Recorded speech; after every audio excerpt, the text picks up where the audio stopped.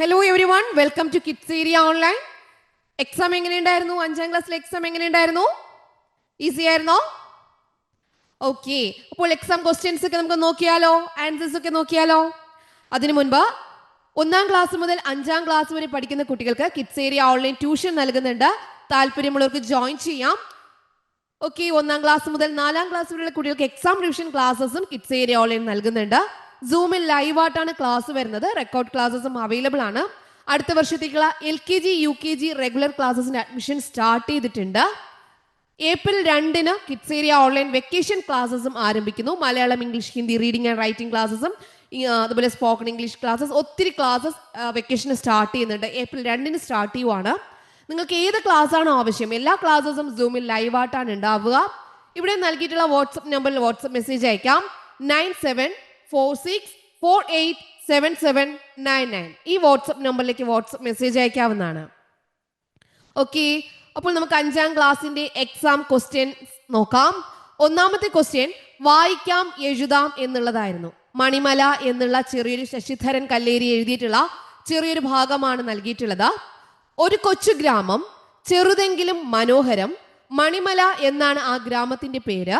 മുത്തുകൾ കോർത്ത പോലെ മലകൾ നിരനിരയായി നിരന്നു കിടക്കുന്നത് കൊണ്ടാണ് ഗ്രാമത്തിന് മണിമല എന്ന് പേര് വന്നത്. മുകളിൽ ആകാശം, തൂവെള്ള മേഘങ്ങൾ ഒഴുകി നടക്കുന്ന നീലാകാശം, അതിനു താഴെ മലനിരകൾ മടക്കുകളായി നിരന്നങ്ങനെ കിടക്കുന്നു. അതിന്റെ താഴ്വരയിലായി മനോഹരമായ കാട്, കാട്ടിൽ നിറയെ വലിയ മരങ്ങൾ, പലതരം കാട്ടുമൃഗങ്ങളും പക്ഷികളുമുണ്ട്. മാൻ, മയിൽ, മുയൽ, മൈന, മാടത്ത, മ്ലാവ് തുടങ്ങിയ ധാരാളം പക്ഷിമൃഗങ്ങൾ. ചിലർ നൃത്തം ചവിട്ടുന്നു, ചിലർ ഓടുന്നുണ്ട്, ചാടുന്നുണ്ട്, മറ്റു ചിലർ വേട്ടയാടുന്നു. മരക്കൊമ്പുകളിൽ തൂങ്ങിയാടുകയാണ് കുരങ്ങന്മാർ. കാടിന്റെ മറുവശത്തായി വയലുകൾ, അതിൽ വിളഞ്ഞു നിൽക്കുന്ന നെന്മണികൾ. പാടവരമ്പിൽ മാവുകൾ, അതിൽ പഴുത്തു നിൽക്കുന്ന മാങ്ങകൾ, മാമ്പഴം തിന്നുന്ന പക്ഷികൾ. അങ്ങനെ നിരവധി കാഴ്ചകളാൽ സുന്ദരമാണ് മണിമല. അപ്പോൾ ഈ ഒരു ഭാഗം നൽകിയിട്ടുണ്ട്. ഇതിൽ നിന്നും കുറച്ച് ക്വസ്റ്റ്യൻസ് നൽകിയിട്ടുണ്ട്. 5 ക്വസ്റ്റ്യൻസ് ഉണ്ട്. അതിന് ആൻസർ കണ്ടെത്തി എഴുതുക എന്നുള്ളതാണ്. മുത്തുകൾ കോർത്ത പോലെ കാണപ്പെടുന്നത് എന്താണ്? മുത്തുകൾ കോർത്ത പോലെ കാണപ്പെടുന്നത് എന്താണ്? 1ാമത്തെ ചോദ്യത്തിന്റെ ഉത്തരം എന്താണ്? മേഘങ്ങളാണോ, മലകളാണോ, മരങ്ങളാണോ, പക്ഷികളാണോ? ഉത്തരം മലകൾ. 2ാമത്തെ ചോദ്യം, ഗ്രാമത്തിന് മണിമല എന്ന് പേര് വരാൻ കാരണമെന്ത്?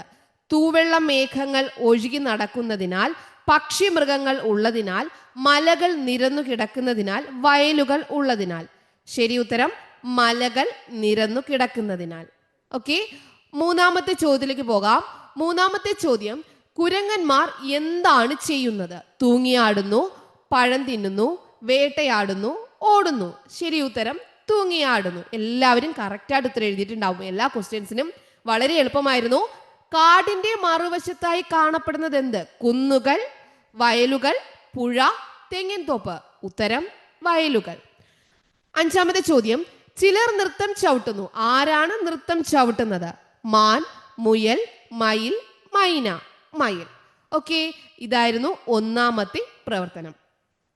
2ാമത്തെ പ്രവർത്തനം ആക്ടിവിറ്റി 2, വിശകലന കുറിപ്പ് എഴുതുക എന്നുള്ളതാണ്. എന്നാലും ഞങ്ങൾ പിടിച്ചു നിൽക്കും, കൊന്നാലും വീണ്ടും മുളച്ചു പൂക്കും, നന്മത്തിരി കത്തിച്ചായിരം കൈകൾ ഒന്നിച്ചു നീളുന്ന ചേലു കണ്ടോ, ഒന്നല്ലൊരു കോടി മാവേലിമാർ എന്ന കവിതയിലെ ഈ വരികൾ നമ്മുടെ ജീവിത പ്രതിസന്ധികളുമായി ഏറെ ബന്ധപ്പെട്ട് കിടക്കുന്നു. പ്രളയം നമ്മുടെ ജീവിതത്തിൽ വരുത്തിയ മാറ്റങ്ങൾ ഉൾപ്പെടുത്തി വിശകലന കുറിപ്പ് തയ്യാറാക്കുക. അതാണ് 1ാമത്തെ ചോദ്യം. ഈ പരുവത്തിൽ ചിരിക്കാൻ മേല ഒക്കെ പൊറുക്കണേ കവി ആരോടാണ് പറയുന്നത്? തുമ്പപ്പൂവ്, കാക്കപ്പൂവ്, ചെത്തിപ്പൂവ്, ചെമ്പരത്തിപ്പൂവ്. ഉത്തരം ഏതായിരുന്നു? കാക്കപ്പൂവ്. ഓക്കെ, അടുത്ത ചോദ്യം പ്രവർത്തനം 3. അതിൽ ക്വസ്റ്റ്യൻ കത്താണ്. ഭൂമിക്ക് വേണ്ടി എന്ന പാഠഭാഗത്തിൽ ഗ്രേറ്റ ട്യൂൻബർഗ് നടത്തിയ സമരത്തെക്കുറിച്ച് പരിചയപ്പെട്ടല്ലോ. ഇതുപോലെ നിങ്ങളുടെ പരിസരത്തുള്ള ഏതെങ്കിലും പരിസ്ഥിതി പ്രശ്നത്തെക്കുറിച്ച് സ്വന്തം അഭിപ്രായം കൂടി ഉൾപ്പെടുത്തി സുഹൃത്തിന് കത്ത് തയ്യാറാക്കുക. ഗ്രേറ്റ ട്യൂൻബർഗ് ഏത് രാജ്യക്കാരിയാണ്? Britain, America, Sweden, Europe. ഉത്തരം ഏതായിരുന്നു? സ്വീഡൻ. സ്വീഡനാണ് ഉത്തരം. ഓക്കെ, ആക്ടിവിറ്റി 4 നോക്കാം.